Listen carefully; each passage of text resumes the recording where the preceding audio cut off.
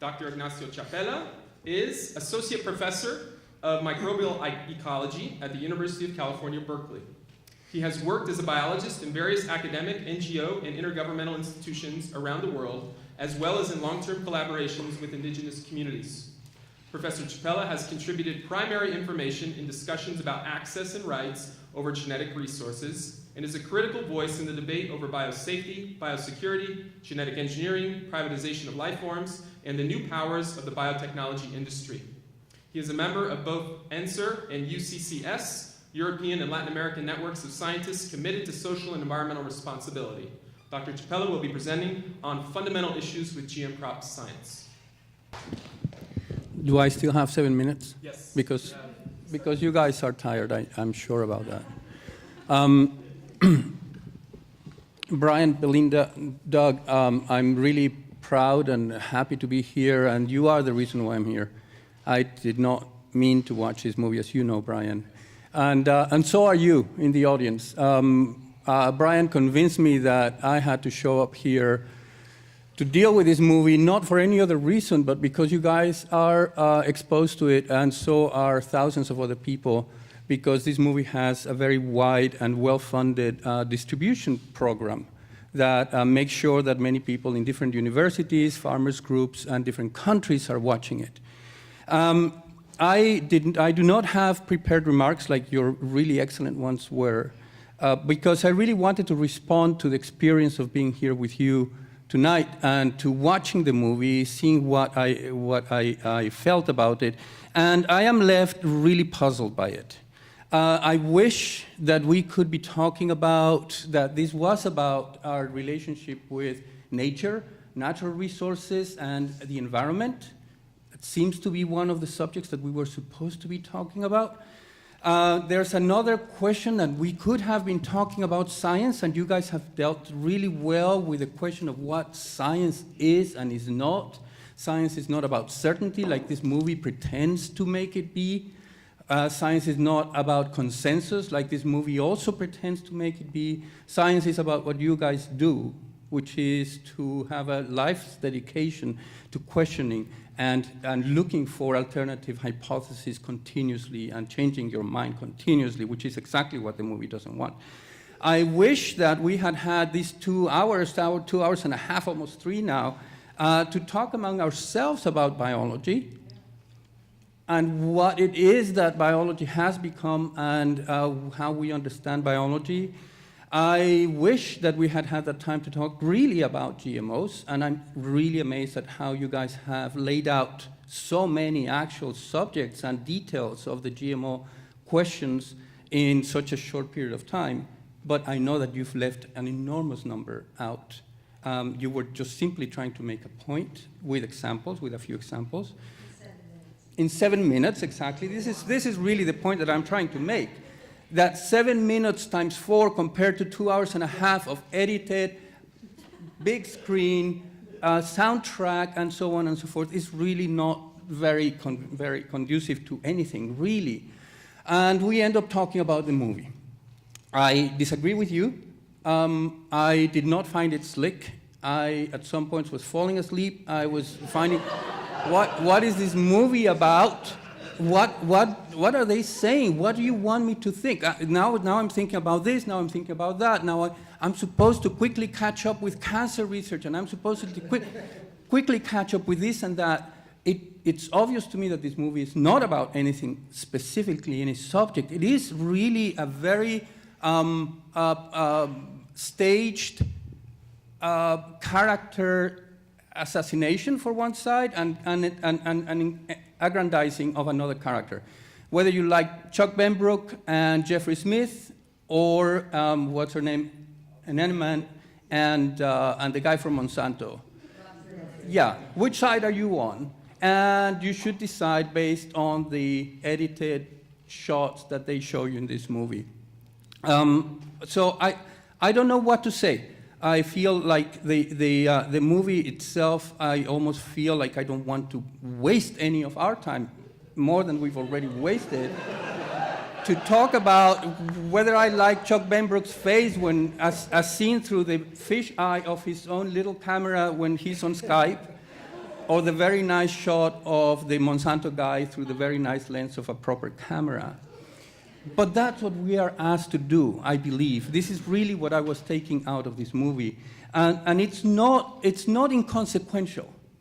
In this day and age, when image is so important, and we discussed, Brian, about the possibility, and I feel more reinforced in this idea that we should have had a media person sitting at this table. Because in this day of image, as such an important element of our culture making, we should be paying attention to how it is that we're being fed images, how we're being fed ideas through image, even though there is no specific single idea that you can really pull out from this movie, or at least I couldn't, that makes any possible sense. This is much more the kind of coinage, the kind of currency that you see in trolling, that you see in Facebook. I don't have Facebook, but I see enough of it. That you see in this. This is the world that we're talking about. This is what this movie trades in. And it is not any facts, and it's not anything like that. What hurts me, and what really gets me, and maybe I'm happy that I'm here for that, is that what's being hurt with this is the word science. And what's being hurt with this is the omissions. Belinda, you were talking about omissions in our email discussions. The omissions that are left out. Nobody talks about Africa.